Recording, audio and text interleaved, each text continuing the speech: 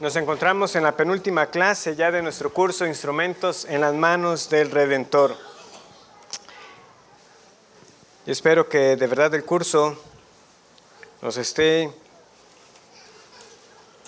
animando a nosotros al hecho de tener conversaciones más provechosas con nuestros hermanos. Y si no hemos sido convencidos de ellos, yo espero que la clase de hoy traiga esa convicción de cuán necesario es hablar. Estamos enfocándonos en 4 verbos, ¿verdad?, en nuestras relaciones. El amar, el conocernos, y hoy estaremos viendo hablar. Pero no solamente hablar por hablar, sino con un verbo o una acción más concreta. Porque nosotros amamos a las personas, las conocemos y les hablamos la verdad en amor, como leemos también en las Escrituras. Y este hablar la verdad en amor se vincula directamente con palabras que no solemos recibir muy bien. Y hablo de la palabra reprensión o confrontación. ¿Cuándo ha escuchado usted a alguien con alegría decir, vieras, el pastor me llamó porque me dijo que me tiene que reprender?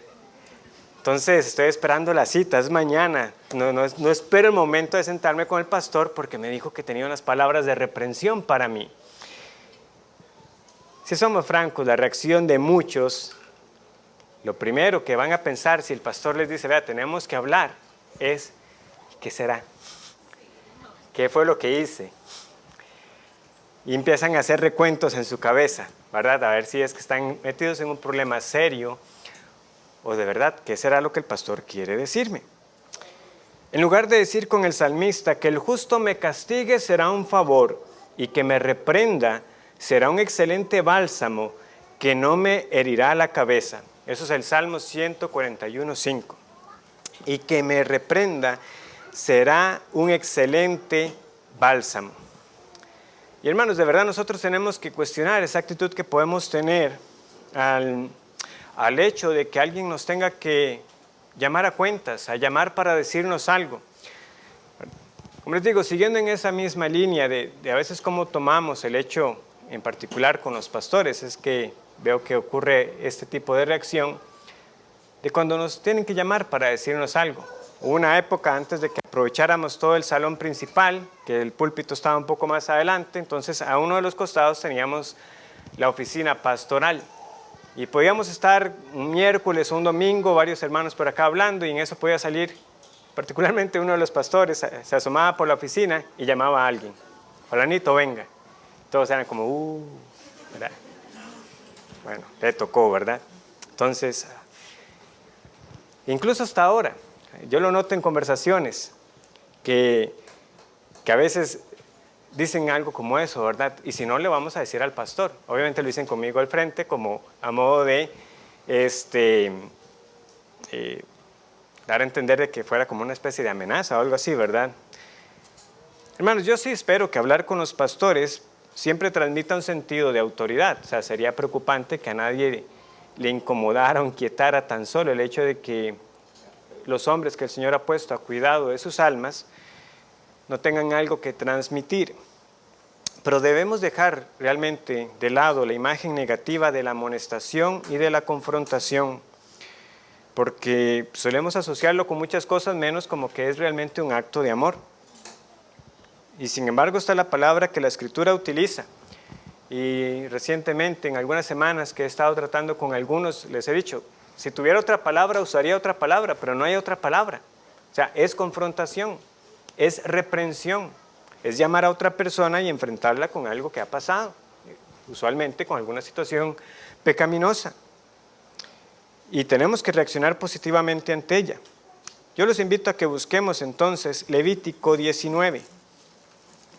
Levítico 19, y presten atención al contexto en que la reprensión va a aparecer.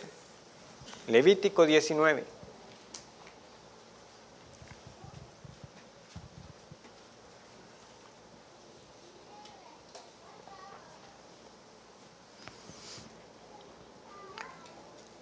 Tenemos varios mandamientos aquí que tienen que ver con nuestro prójimo, ¿verdad? Versículo 11 nos dice, no hurtaréis y no engañaréis, ni mentiréis el uno al otro. El 13, no oprimirás a tu prójimo, ni le robarás.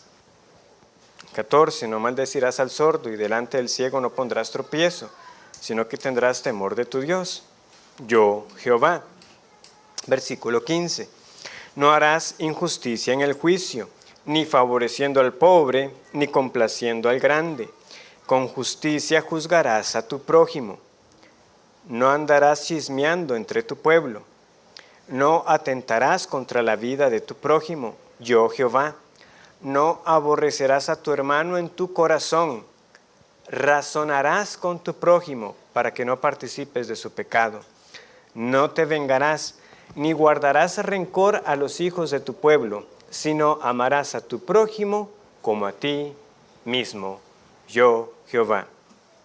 Bueno, alguno dirá, pastor, aquí en lo que leímos no vi exactamente dónde estaba el acto de reprender o de confrontar. Bueno, la tenemos en el versículo 17. Razonarás con tu prójimo. Lo que pasa es que aquí, esta fue la forma en que se tradujo. Pero, por ejemplo, vean cómo leerían ustedes este pasaje en la Biblia de las Américas o la Nueva Versión Internacional. Podrás ciertamente reprender a tu prójimo. O, si no, reprende con franqueza a tu prójimo. El primer caso es la Biblia de las Américas, el segundo, la Nueva Versión Internacional. Ciertamente podrás reprender a tu prójimo o reprende con franqueza a tu prójimo. De hecho, ese es el verbo que más utiliza la Reina Valera para traducir esta palabra que tenemos aquí como razonar.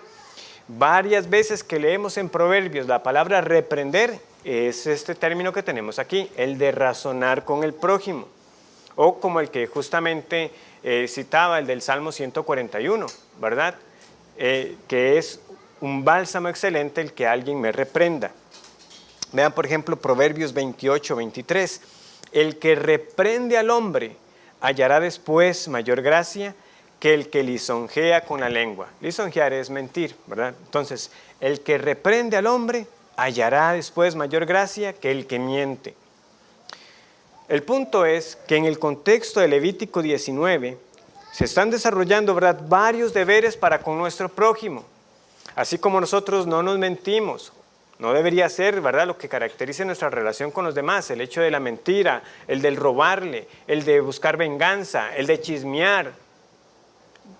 En esa lista de lo que se engloba en ese contexto de amar a mi prójimo como a mí mismo, debería estar la reprensión franca, la reprensión sincera. Así como yo debía tener el cuidado de dejar semilla y fruto en el campo para que los demás pudieran recoger, los más necesitados, también como parte de mi amor al prójimo, el venir y hablar con él, el razonar para no participar o para no sufrir las consecuencias de su pecado. Entonces, lo que tenemos que notar es que este mandamiento del amor al prójimo, pero en particular aquí cuando se nos dice de razonar con nuestro prójimo, está relacionado con el primer gran mandamiento. Porque si el primer gran mandamiento nos dice que debemos amar a Dios con todo nuestro ser, quiere decir que nosotros confrontamos a los demás porque amamos a Dios. De nuevo, yo muestro mi obediencia o muestro mi amor por Dios al obedecerle. Son las palabras de Cristo: si me amáis, guardad mis mandamientos. Si el Señor me manda a confrontar a los demás, yo lo hago primeramente porque amo a mi Dios. Entonces, por amor al Señor, yo voy a también cumplir esto. Yo tengo que también ser alguien que reprende con franqueza. Debemos nosotros sopesar si todas las veces que no lo estamos haciendo es porque estamos amando más otras cosas que a Dios, que es realmente la raíz muchas veces de muchos de nuestros pecados y de los ídolos que levantamos. Pudiera ser que estamos, en nuestro entender, amando más esa relación con esa persona que a Dios. Y por temor a no dañar esa relación, entonces yo mejor evito decirle algo. Pero eso no sería una forma apropiada de pensar. ¿O prefiero evitar la incomodidad y las complicaciones que trae el confrontar? Puede ser que estemos amando más la aparente paz que trae la ausencia de la exhortación. Mejor no le digo nada y todos tranquilos. No, porque amamos a Dios, diremos la verdad. Ahora, también está claramente relacionado con el segundo gran mandamiento. Razonarás con tu prójimo para que no participes de su pecado. No te vengarás, ni guardarás rencor a los hijos de tu pueblo, sino amarás a tu prójimo como a ti mismo. Están ahí, a la par. ¿Queremos evitar momentos incómodos? Es más, nos convencemos, nos dice el autor, que en ocasiones no hablamos porque amamos a la otra persona, cuando en realidad no hablamos porque nos falta amor. No, es una forma incorrecta de pensar, es que lo quiero tanto, ¿cómo le voy a decir eso? No, si lo amamos, precisamente es que se lo tengo que decir. No puedo rehuir a ese deber que tengo. Realmente nos falta amor por nuestros semejantes y nos estamos amando más a nosotros cuando no enfrentamos o cuando por temor a que se enojen con nosotros o nos malinterpreten o por no ganarnos un problema, lo dejamos de hacer. Pero nos confronta Tripp. Si amamos a la gente y queremos lo mejor de Dios para ellos, ¿cómo podemos quedarnos parados mientras estos se alejan del camino? ¿Cómo podemos dejar que se engañen a sí mismos con excusas, con culpabilidad y racionalizaciones? ¿Cómo podemos verlos mientras se hacen cada vez más y más esclavos de los placeres temporales del pecado? ¿Cómo podemos dejar que una persona que sufre añada su sufrimiento por la forma en que responde a su propia experiencia? El verdadero amor no es ocioso ni tímido. No es ni ocioso ni tímido. Tenemos deberes con nuestros semejantes, tenemos deberes con nuestros hermanos a los que decimos amar. Por eso es que nosotros no nos quedamos de brazos cruzados cuando traemos asuntos a conocimiento de la iglesia y invitamos a hermanos, hay que buscarlos. ¿Por qué? Porque es parte de este amor, de esta reprensión sincera. Pero nuevamente, y como ya casi vamos a llegar a ese punto, nosotros no deberíamos estar esperando a que las situaciones lleguen a ese punto para estarnos ejercitando en esa reprensión sincera con nuestros hermanos de manera más frecuente. La confrontación entonces es una responsabilidad moral. Así entonces como moralmente yo no debería tomar la posesión de mi hermano, no hurtaréis y no engañaréis ni mentiréis el uno al otro, como no le voy a mentir, así como yo no voy a chismear, así como yo no voy a atentar contra su vida, la reprensión se da y se recibe. De modo que, ¿con cuánta frecuencia, verdad? Si nosotros lo vemos de esta manera, deberíamos nosotros no tomar las posesiones de nuestro prójimo. Y todo el tiempo. O sea, no es como algo que hago solamente ocasionalmente. Hay días que le quito, hay días que no. No hurtamos de nuestro prójimo. Entonces, si positivamente nosotros no tomamos las posesiones, también positivamente nosotros razonamos con nuestro prójimo en todas las ocasiones que sean necesarias. Y esto nos tiene que ayudar un montón. ¿Por qué?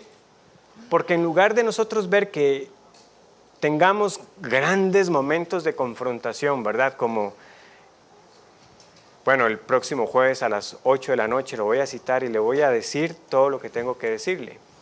No, ¿por qué esperar?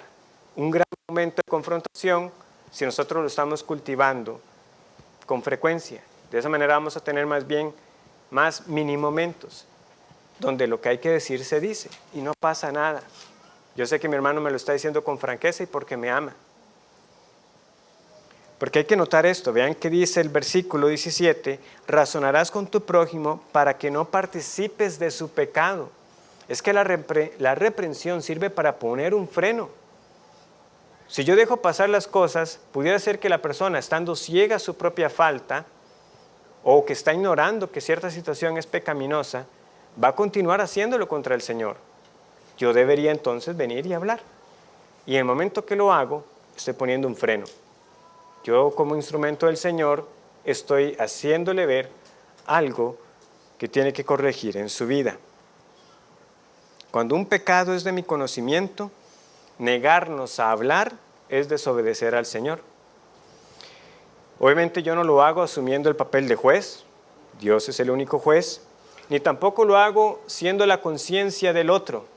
Es por la palabra del Señor que esa conciencia tiene que ser convencida. Pero es un modelo muy sencillo. El reprensor es mi prójimo y el reprendido es mi prójimo también. Esto es entre iguales, no es alguien poniéndose por encima del otro, sino ejerciendo un deber que también se me pide como parte de la ley moral de Dios. Entonces, como les decía, ligado a este punto de más de un gran acontecimiento de confrontación, el confrontarnos tiene que ser un estilo de vida, más que algo inusual. ¿Por qué es que se nos dificulta a veces acercarnos a alguien para tener que decirle algo? Bueno, porque es que no lo hacemos con frecuencia. O sea, al no ser parte de nuestra rutina, por decirlo así, de nuestra vida cotidiana, se dificulta más. ¿A cuántos padres, conforme sus hijos van creciendo, decirles algo luego se les va a hacer más difícil porque han dejado de tener esa comunicación más frecuente? En cambio, qué diferente es cuando uno constantemente está hablando con su pareja, ¿verdad? Y se dicen las cosas que tienen que decirse. Pero si yo dejo pasar las cosas, lo que va sucediendo es eso, se van acumulando más y luego va a ser más incómodo. No encuentro cuándo decírselo. Parece que ese momento apropiado nunca llega. Y también entre hermanos. Nuevamente, cuando dejamos de lado esas conversaciones más profundas, quizás usted ha estado por semanas, ni se diga meses, queriendo decirle a algún hermano y no lo ha hecho porque, de nuevo, no ha dado ese primer paso. Lo hemos dejado de cultivar y simplemente la incomodidad va en aumento. Pero nosotros debemos verlo como este mandamiento que no debemos descuidar e irlo sembrando poco a poco, de manera que luego no va a ser incómodo. Va a haber siempre esa transparencia, esa sinceridad de poder decirse las cosas que se tienen que decir sin que sea realmente una situación problemática o incómoda. También en ocasiones no confrontamos porque cedemos a formas ya sean pasivas o activas de odio. Con el Señor no hay terreno neutral. El mandamiento es amar a nuestro prójimo. No es válido decir de nuestra parte, bueno, yo a él no lo amo, pero al menos no lo odio. No, o sea, el mandamiento es ame a su prójimo como a usted mismo. Y cuando nosotros no confrontamos a alguien, puede ser porque tengamos formas pasivas de no mostrar este amor o de odiar, aunque yo sé que es una palabra fuerte. Pero, por ejemplo, una manera puede ser la parcialidad, el favoritismo. Hay personas a las que sí nos acercamos y les decimos las cosas, por la razón que sea. Y sí tenemos esa cercanía, pero con otros podemos tener algún prejuicio y no nos acercamos o tenemos algún estándar que hemos puesto en nuestra mente, de manera que algo que es bueno para esa persona no lo estamos haciendo. Otra forma pasiva es guardar rencor. Y vean que el contexto de este pasaje sí lo afirma explícitamente, ¿verdad? No aborrecerás a tu hermano en tu corazón. De nuevo, no es que está atentando contra su vida, pero está guardando rencor. No te vengarás ni guardarás rencor a los hijos de tu pueblo. Y lo que pasa cuando nosotros guardamos rencor es que ese hecho que tuvimos que haberlo hablado, no lo hablamos, lo guardamos en el corazón. Y entonces eso sigue siendo como un filtro que obstaculiza nuestro trato con esa persona y que sigue nublando lo que la persona hace. Puede ser que la persona ni volvió a pecar contra mí, pero como vuelve ese recuerdo, cosas buenas que está haciendo, se ven empañadas porque yo recuerdo aquello que me hizo. Y sigo juzgando cosas que hace a la luz de algo pasado, que yo debía haber hablado, pero soy yo que he cedido a esa forma pasiva de odio al guardar rencor. Obviamente vemos que luego hay unas más explícitas aquí que se nos están diciendo. Cuando se nos dice que no seamos injustos, ¿verdad? Que no nos demos a la injusticia. Una amonestación muy frecuente en la lectura del Antiguo Testamento. ¿Por qué? Porque estaba esa tendencia a favorecer a unos pero no a otros, a prestarse para dar falso testimonio o para favorecer al que tenía más y perjudicar al pobre. También está aquí la venganza, el atentar contra la vida. Obviamente esas son maneras muy explícitas de mostrar un odio contra otra persona. Otra que también está aquí es el chisme. Estoy hablando contra la reputación de alguien. Estoy hablando del pecado de la persona, no con la persona que es, sino con alguien más. Constantemente también Levítico 19 nos recuerda a nosotros que el Señor es un Dios de pactos. Y Él constantemente nos dice, vas a hacer esto porque yo soy tu Dios, yo soy Jehová, o yo el Señor, yo Jehová. Este Dios soberano ha entrado en una relación de pacto con su pueblo. Y si leemos palabras así en esto, que era tan solo la sombra, ¿cuánto más ahora? ¿Verdad? En el Nuevo Testamento tenemos nosotros esos mandamientos positivos de vestirnos de amor y de perdonarnos unos a otros y de hablar la verdad en amor precisamente. También la confrontación bíblica no está motivada por la impaciencia, por la frustración, por el dolor o por la ira, sino que, como vemos, está motivada por frenar el pecado. Razonarás con tu prójimo para que no participes de su pecado. Cuando nosotros actuamos y decimos las cosas simplemente porque nos dejamos llevar por la impaciencia, por la ira, por el enojo, vamos a ver que vamos a dañar esas grandes oportunidades de ganar a mi hermano. En cambio, la prontitud en hablar siempre traerá beneficios. ¿Cuántos de acá? Y esto también principalmente a veces en los matrimonios, pero es un principio para todos, de lo cual el Señor nos recuerda cada domingo cuando tenemos la cena, de ponernos a cuentas con nuestros hermanos, que no se ponga el sol sobre vuestro enojo. O sea, no dejar el hecho de acostarnos, de irnos a dormir con algo que no tengamos resuelto, ¿verdad? Pastor Tripp lo comparte un poco gracioso, que al inicio de su matrimonio, ¿verdad?, habían hecho ese compromiso, ¿verdad? No vamos a acostarnos sin dejando que el sol se ponga sobre nuestro enojo. Entonces, en ocasiones estaban los dos en la cama, simplemente esperando que fuera el otro que diera el primer paso, ¿verdad? Pero con el paso del tiempo, obviamente, como les digo, el cultivar esta reprensión frecuente y honesta trajo mucho beneficio y bendición para ellos en su vida matrimonial. Finalmente, la confrontación no es poner a la persona a un encuentro conmigo. Recordemos que siempre nuestra meta es un encuentro con el Señor. Lo importante de la persona no es que me escuche a mí, es que escuche lo que el Señor le dice en su palabra. Y eso también nos debe a nosotros liberar de un enfoque inapropiado. Yo no quiero que me dé la razón, yo no quiero que me esté escuchando a mí. Yo vengo con la palabra para que el Señor sea quien lo enfrente con su pecado y por lo tanto haya el perdón necesario. La confesión y el perdón necesario. Y precisamente hablando de esto, de que cuando nosotros nos acercamos a alguien, no tiene que ser motivado por la impaciencia, por la ira. Un paso muy importante, cuando usted entiende que tiene que hablar con alguien más, es que usted primero examine su corazón. Confrontar a los demás es primeramente examinar mi propio corazón. ¿Hay algún mal pensamiento, motivo o actitud en mí que pueda ser un obstáculo en lo que voy a decir? O sea, tenemos que evaluarnos.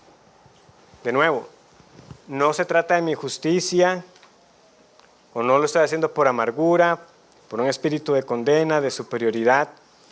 ¿Por qué voy a decirle al hermano lo que le voy a decir? Yo tengo que pedirle al Señor que de verdad, Señor, guárdame de cómo lo voy a decir. Que no vaya con amargura, que no vaya con celos, que realmente lo que estoy buscando es el bien del otro. O sea, que lo que me motiva a ir a hablar es el bien de esta persona y tu gloria, no mi propia agenda. Porque si descuidamos esto, vamos a echar a perder las oportunidades. Porque en lugar de ser embajadores de Cristo, vamos a ceder a la ira, y lo que voy a decir lo voy a decir enojado. Voy a decir cosas de las que luego me voy a arrepentir. Voy a tomar como personal lo que no es contra mí. Recuerden que a veces al enfrentar a alguien, la persona no necesariamente lo va a querer reconocer al inicio, o me va a querer acusar a mí de esas falsas motivaciones. Entonces yo tengo que, nuevamente, habiéndole pedido al Señor que me guarde a mí de estas cosas, no molestarme por lo que no es contra mí. O sea, yo simplemente estoy viniendo a hablar de la situación que tiene que ser expuesta, que tiene que ser reconocida, confesada, pero no tengo que tomarlo personal o ponerme en una postura defensiva. Y más bien nos terminamos convirtiendo en adversarios de los que hemos sido llamados a ayudar. También para no confundir mi opinión con la voluntad de Dios. Yo no llego, ¿verdad?, a decirle lo que a mí me parece que esa persona debería hacer. Yo llego a decirle lo que el Señor le pide que haga. También, así evitamos conformarnos con soluciones rápidas que no tienen en cuenta el corazón. De nuevo, si yo estoy lidiando con la frustración y con la impaciencia a la hora de ir a hablar con esa persona, de nuevo, quizás lo que estoy buscando es hasta salir de eso y no tener el objetivo claro. Yo quiero llegar al corazón. Y más bien, cuanto antes hable esa cosa y que allá la persona vea lo que haga, pero yo ya cumplí, esa no sería una motivación apropiada. Entonces, nosotros necesitamos ser reprendidos, hermanos. ¿Por qué? Por el engaño del pecado. El pecado nos engaña, nos ciega. Yo necesito que alguien venga y me lo diga, porque puedo estar actuando como si no lo viera, y en efecto es a veces que no lo estoy viendo. Otras veces puede ser el mismo endurecimiento, pero el pecado me engaña. También yo puedo estar pensando mal respecto a una situación. Yo necesito que alguien venga y me enfrente para que eso que estoy pensando mal sea corregido. También porque puedo estar llevándome por las emociones y las decisiones o las cosas que estoy diciendo son simplemente respuestas inapropiadas porque estoy dejándome dominar por la ansiedad, por la frustración. Pero cuando alguien viene y me lo hace ver, entonces ahora mi forma de pensar es corregida. Las emociones van de nuevo apropiadamente, no en el asiento del conductor, sino del lado del pasajero, no son las que me gobiernan y tomo las decisiones que debo tomar. Entonces, si deseamos ser instrumentos del Señor para reprender, es para que haya arrepentimiento, para que realmente la persona vuelva a cambiar su dirección, se vuelva de corazón al Señor. Otro aspecto importante es que la confrontación bíblica nos enfrenta con el Evangelio y no solo con la ley. Nos enfrenta con el Evangelio y no solo con la ley. Para los que ya nos visitan con regularidad y para los miembros, saben cuál es nuestra postura con la ley de Dios. Nosotros creemos que la ley de Dios, en especial la ley moral, es vinculante para el creyente aún en el nuevo pacto. Es la senda que el Señor ha marcado por donde debemos andar. No obstante, el saber que la ley sigue cumpliendo un papel para nosotros como creyentes pudiera provocar que solamente nos enfoquemos en la ley y dejar de lado que el Evangelio también nos enfrenta a nosotros. ¿Y a qué nos referimos? Yo los invito a buscar 2 Corintios 5:14.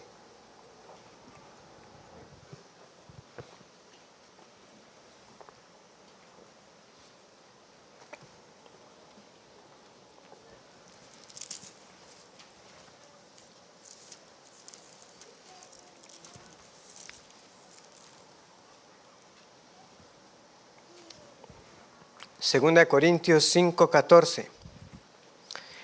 Porque el amor de Cristo nos constriñe pensando esto, que si uno murió por todos, luego todos murieron, y por todos murió, para que los que viven ya no vivan para sí, sino para aquel que murió y resucitó por ellos. A eso es lo que estamos hablando, de que también el Evangelio nos enfrenta a nosotros. Claramente, nosotros debemos hacer un buen uso de la ley de Dios. Tenemos que hacerlo porque Dios lo dice. Pero el hecho es que el Evangelio mismo también tiene su demanda. Si Cristo murió por nosotros, si Dios entregó al Hijo por amor por nosotros, ¿qué se espera de nosotros? Sino que vivamos para Él. Ya no vivan para sí, sino que vivan por aquel que murió y resucitó por ellos. Eso es que el Evangelio nos enfrenta también. Hay realidades de lo que se espera de nosotros en nuestra conducta por el simple hecho de que en el Evangelio está contenido de que aquellos por los cuales Cristo murió van a vivir para Él. Romanos 8, que hoy estaremos leyendo también como parte de nuestra lectura continuada.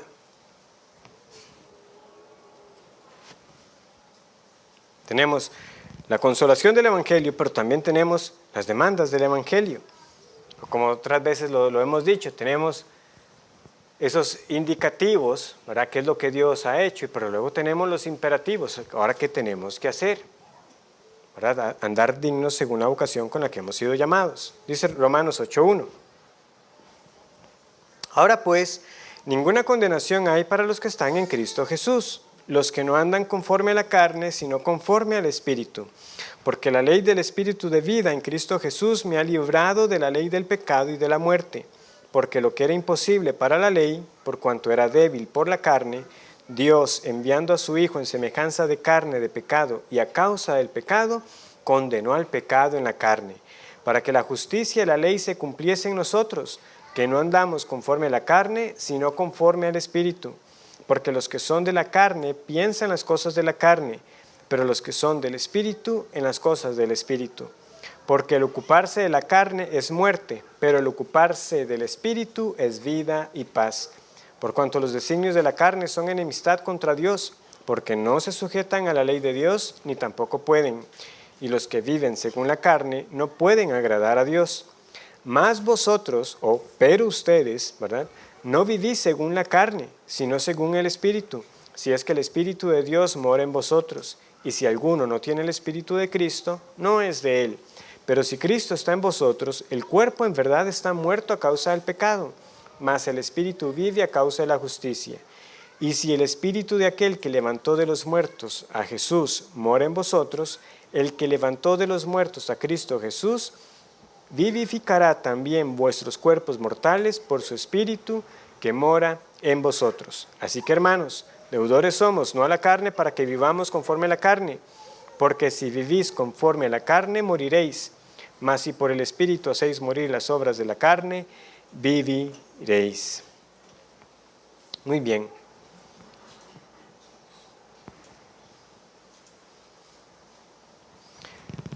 Vemos el consuelo. Somos libres de la condenación. Ahora pues ninguna condenación hay para los que están en Cristo Jesús. Pero también vemos las demandas. Dado que ya no somos condenados y dado que tenemos el Espíritu Santo, entonces hagamos morir las obras de la carne. Es lo que se espera de nosotros. Y estas son verdades que tenemos que recordarle a las personas, en especial si estamos tratando con alguien que profesa la fe, alguien que dice ser nuestro hermano. O sea, si usted es del Señor, el Señor le está pidiendo esto. No tenemos derecho, según este pasaje, ¿verdad?, a seguir viviendo según mi antigua naturaleza, esa naturaleza pecaminosa. Eso es negar el Evangelio, eso es negar lo que el Señor hace en los que salva. Entonces nosotros no estamos en libertad de decir, ¿verdad?, es que yo no quiero, lo haría si pudiera. No, usted puede porque tiene el Espíritu. O sea, porque tiene el Espíritu de Cristo, usted puede hacer morir las obras de la carne. No es opcional. O mucho menos tergiversar esta verdad del Evangelio, como la misma carta de Romanos lo ha mostrado en otras partes, de decir que pequemos para que la gracia abunde. Eso tampoco puede ser nuestra actitud. Total, ya hemos sido perdonados, ya no hay condenación para nosotros. Pero esta realidad del consuelo y llamamiento, o de la esperanza y la obligación, de los indicativos y los imperativos del Evangelio, ambos son necesarios, porque en realidad nosotros solemos irnos a uno u otro lado. Y para eso está otro diagrama muy útil que aparece en ese libro, ¿verdad? ¿Qué pasa si nosotros nos quedamos solamente del lado de la balanza de la consolación? Bueno, podemos caer en el antinomianismo, donde aquí tenemos, ¿verdad?, justificación sin santificación, gracia sin obligación. No importa, total, ya he sido perdonado. Pero si nosotros solo enfatizamos el aspecto del llamamiento o de las obligaciones, obviamente sabemos lo que va a pasar. Vamos a caer en el legalismo. Vamos a tener esa santificación sin justificación y la obligación sin gracia. Donde entonces soy yo quien mantengo mi salvación, soy yo quien me tengo que esforzar. No, nosotros tenemos ambas cosas. Ya no somos condenados, el Espíritu Santo mora en nosotros, podemos hacer morir la carne y podemos vivir como lo que somos, como hijos de Dios. Ambas cosas son necesarias. Recordar que somos justos en Cristo, pero también llamados, o santos, llamados a ser santos. Bueno, debemos ir avanzando para cerrar la clase de esta mañana. Entonces nosotros queremos enfrentar a las personas con estos dos aspectos, ¿verdad? Con la ley, pero sobre todo con el Evangelio. ¿Y cómo lo hacemos? Bueno, yo quiero que vayamos a 2 de Samuel, segundo libro de Samuel 12, y veamos un ejemplo de confrontación, que es el encuentro de Natán, el profeta, con David, un caso muy conocido. Entonces, los detalles de la historia la mayoría ya lo conoce, pero lo que vamos a ver es cómo lo hizo Natán. Leamos brevemente, 2 de Samuel 12. Jehová envió a Natán a David y viniendo a él le dijo: había dos hombres en una ciudad, el uno rico y el otro pobre. El rico tenía numerosas ovejas y vacas, pero el pobre no tenía más que una sola corderita, que él había comprado y criado, y que había crecido con él y con sus hijos juntamente, comiendo de su bocado y bebiendo de su vaso, y durmiendo en su seno, y la tenía como una hija.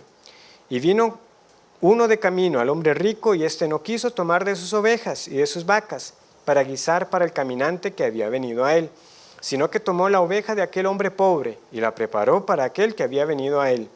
Entonces se encendió el furor de David en gran manera contra aquel hombre, y dijo a Natán: vive Jehová, que el que tal hizo es digno de muerte, y debe pagar la cordera con 4 tantos, porque hizo tal cosa, y no tuvo misericordia.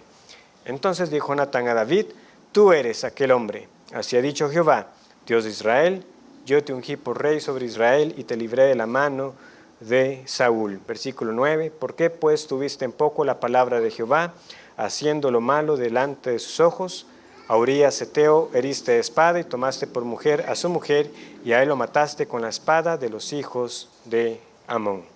Versículo 13, David responde: entonces dijo David a Natán: pequé contra Jehová. Y Natán dijo a David: también Jehová ha remitido tu pecado, no morirás. Bueno, ¿cómo confrontar bíblicamente? Notemos los siguientes aspectos en este encuentro. Primero, se tiene en cuenta la gravedad del pecado. Natán no llegó a darle un consejo nada más a David, vino a enfrentarlo con su pecado y se los dijo en el momento que ya llegó el oportuno, se los dijo, ¿verdad? Eran pecados muy serios, adulterio y asesinato, así como pecados más groseros y claros, ¿verdad? Sabemos que David quebrantó muchísimo más que eso. Tener en cuenta también el grado de ceguera espiritual. Este encuentro de Natán con David, el Señor auxilió a Natán porque estamos tratando con un hombre que tenía meses de querer vivir como si nada había pasado, ¿verdad? Recuerden que él se trae a Betsabé, está ahí en el palacio. David, nada ha pasado. Según él, lo ha tapado. Ya murió Urías, me traje a su esposa, no ha pasado nada. Entonces vean cuánto puede ser la gravedad de la ceguera espiritual. La manera en que Natán aborda a David. no se nos dice en este pasaje, ¿verdad?, que Natán llegó de una vez, ¿verdad?, con sus venas resaltadas a gritarle a David, pecador, adúltero, ¿verdad? No, primero inició con una historia. Él quería traer a David a un enfrentamiento con su propia realidad. La historia que también Natán emplea tiene elementos familiares. Habla de un pastor con sus ovejas, que era lo que hacía David antes de ser rey, era un pastor de ovejas. Entonces, obviamente también vemos sabiduría en eso. Vemos que la meta no es la historia, o sea, el hecho de la historia no es qué relato más bien diseñado, ¿verdad? Que también es un ejemplo para nosotros en la ética, cómo podemos nosotros utilizar otras situaciones para aplicarlo a otros principios, pero esa no es la meta es exponer el corazón de David. Y el momento llega, ¿verdad?, cuando él explota en ira y dice, ese hombre es culpable. Y entonces Natán dice, ya llegó el momento. Cuando ya ve que David captó la esencia de la historia, entonces va ahora sí a los pecados puntuales. Veamos que David confiesa sus pecados sin culpar a nadie y sin poner excusas. Natán no saca la confesión de David, es David quien tiene que confesar. Y finalmente hay palabras de consuelo y se le asegura del perdón de Dios. Entonces, principios para nosotros, hermanos. Y me disculpan que hoy también me voy a extender un poquito, pero es que ya solamente me queda una lección, ¿verdad?, el próximo domingo. Tenemos comunicación en dos sentidos. Cuando estamos enfrentando a una persona, nosotros invitamos a esa persona a hablar también. Una confrontación no es solamente alguien sentado y usted, como dicen, ¿verdad?, y dándole todo, no, o sea, la persona también participa. Hay dos sentidos en esa comunicación, porque hay un momento en que esa persona tiene que salir de sus labios, una admisión de su pecado. Es esa persona que tiene que confesarla. Y es esa persona también quien de sus labios va a pronunciar los compromisos. También vemos el uso de metáforas.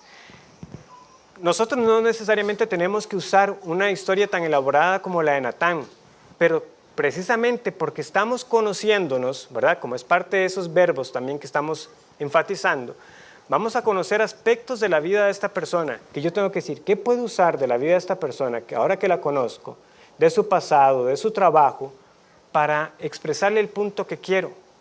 Algo muy útil, por ejemplo, puede ser con el trabajo. Si a mí me enfrentan y me explican algo usando algo de lo que yo hago en mi trabajo, es una forma de que, aunque la conversación termine, van a pasar los días y esa persona se va a sentar frente a la compu o va a salir hacia la oficina, en lo que sea que haga, sea en su trabajo, cuando está reparando un electrodoméstico, y le va a decir, cierto. O sea, va a seguir dándole mente. Vean por eso cómo Natán usó el oficio de pastor en la historia, porque era algo muy familiar para David. Tienen que haber declaraciones de autoconfrontación. Como le digo, nosotros no hacemos las conexiones por la persona. Esa confesión tiene que venir de su cuenta. Si la confesión se resiste, entonces sí, yo puedo venir y decirle, es que el Señor lo dice. Pero nosotros queremos que sea la persona misma que llegue a ese reconocimiento y finalmente también que llegue al compromiso. Nosotros resumimos lo que hemos hablado y le decimos a la persona, ahora sí, ¿qué vas a hacer? Y la persona va a decir qué va a hacer. ¿Y qué tiene que pasar? Que lo haga. Porque decir que lo va a hacer no es hacerlo. Ese va a ser el último verbo que estaremos estudiando el próximo domingo. Para aplicar, hermanos, dos preguntas muy puntuales. ¿Damos gracias a Dios cuando somos enfrentados con nuestro pecado? Y segundo, ¿estamos evitando la confrontación entre nosotros? No nos quedemos de brazos cruzados. Examinemos nuestros corazones y hablemos la verdad en amor. Que el Señor les bendiga.